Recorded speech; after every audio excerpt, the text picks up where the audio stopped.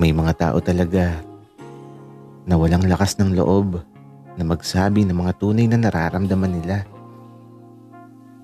At kung isa ka man sa mga taong tinutukoy ko, bakit di mo subukan na minsang maging matapang? Malay mo, ikaw lang din palang hinihintay niya.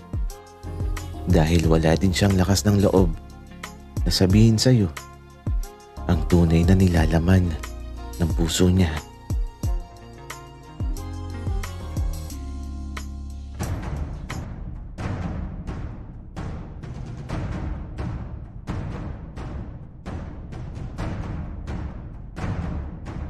Kaibigan, huwag mong kalimutan mag-subscribe sa aming channel at huwag din kalimutan i-click ang notification bell at subscribe button. Subscribe na!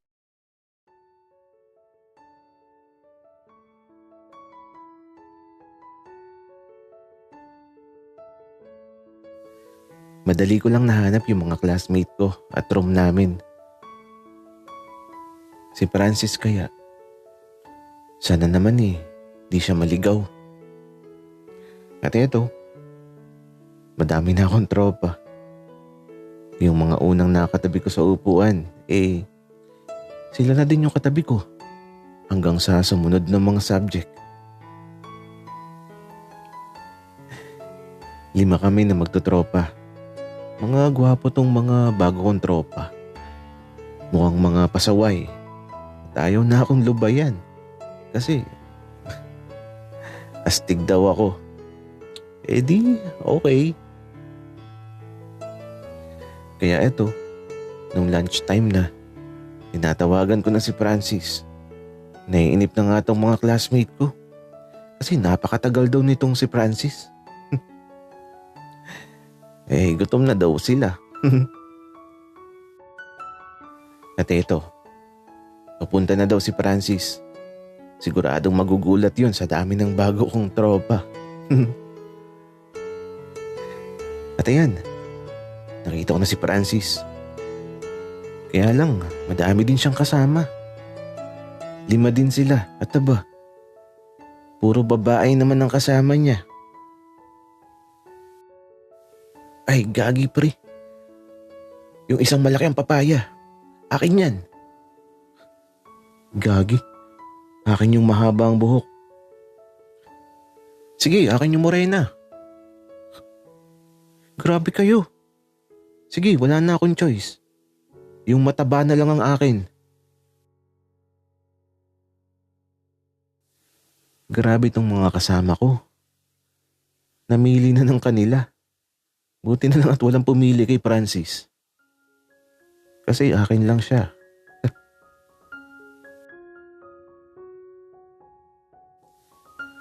Eddie, kanina ka pa ba? Pasensya na, yung mga classmate ko kasi nag-retouch pa sa CR. Makikisabay din daw sila sa lunch. Okay lang Francis. Mga bagong tropa ko pala. Pika ako. At eto, nagkagulo na. Nagpakilala na mga tropa ko sa mga tropa ni Francis na mga babae. Guys, tara na mag-lunch. Wika ako. Kaya eto, diretso na kami sa kantin.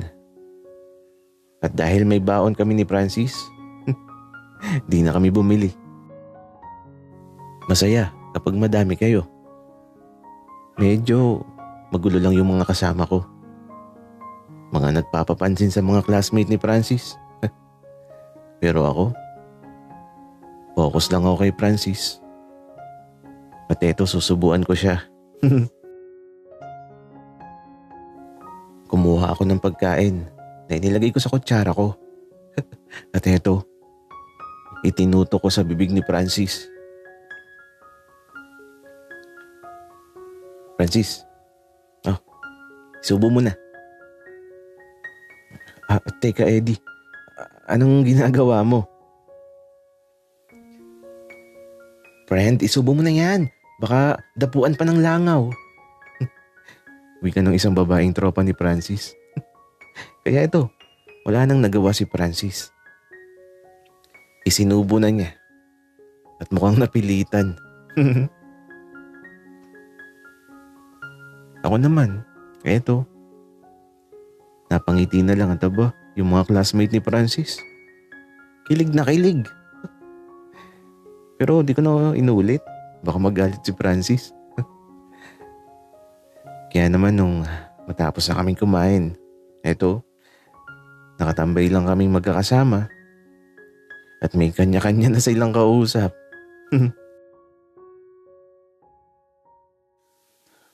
Eddie, huwag mo nang uulitin yon. Nakakahiya. Pinagtinginan tuloy tayo ng mga tao. Francis, ano ka ba? Okay nga eh. Ang saya kaya. Tsaka ayaw mo nun. Ang sweet ko sa'yo. Francis, ayoko. Nakakahiya. Huwag mo nang ulitin yun. Okay, di wag. Pero Francis, sa bahay ba kapag tayo lang, pwede kitang subuan? Di, umayos ka nga.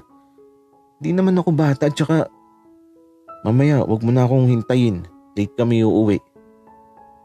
Okay, sige. Wika ako. Pero abangan ko siya. Di naman pwedeng iwanan ko siya. Eddie, papasok na kami. Sige, bye na. Okay. Ingat ka. Wika ako. At ito, umalis na sila Francis kasama yung mga tropa niya. Kami naman, 2 p.m. pa ang pasok. Mag 1 p.m. pa lang kaya matagal pa kami maghihintay. Tapos uuwi kami ng 4 p.m. Sina Francis, 6 p.m. pa. Medyo matagal akong maghihintay pero okay lang. Pre, jowa mo ba yung Francis?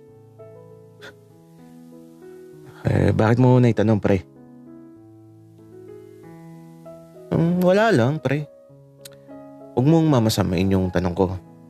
Kasi ang sweet nyo masyado. Para kayong magjowa. Pare, sweet lang talaga kami. Magkasama kasi kami sa bahay at sobrang close kami.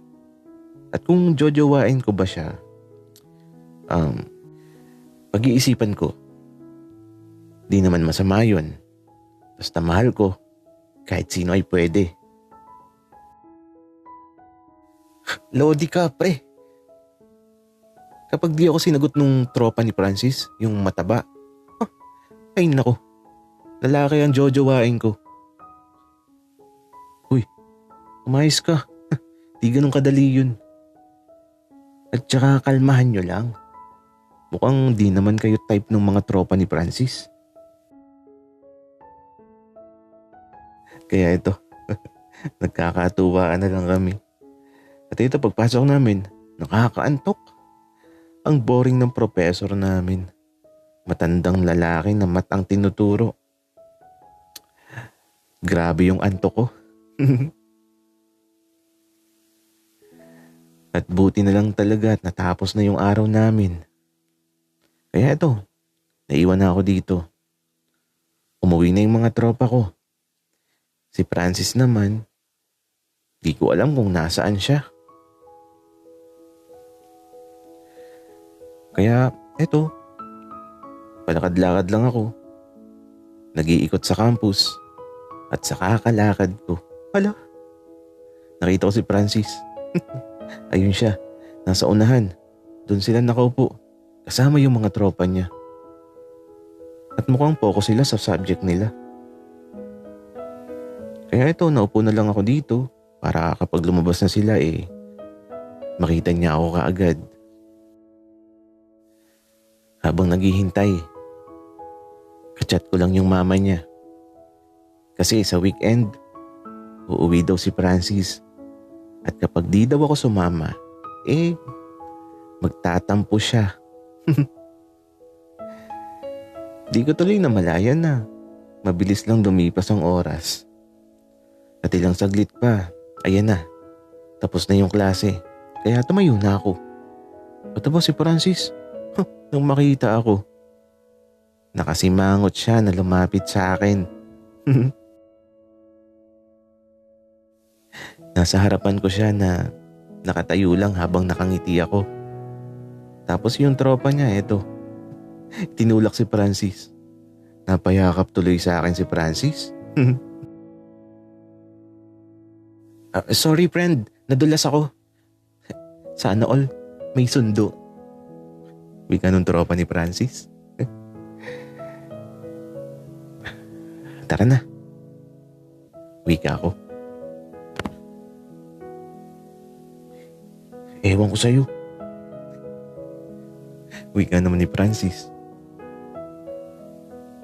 Kaya ito, habang naglalakad kami, nakahawak lang ako sa balikat niya. Hanggang sa makarating kami sa dormitoryo ni Aling Yoli.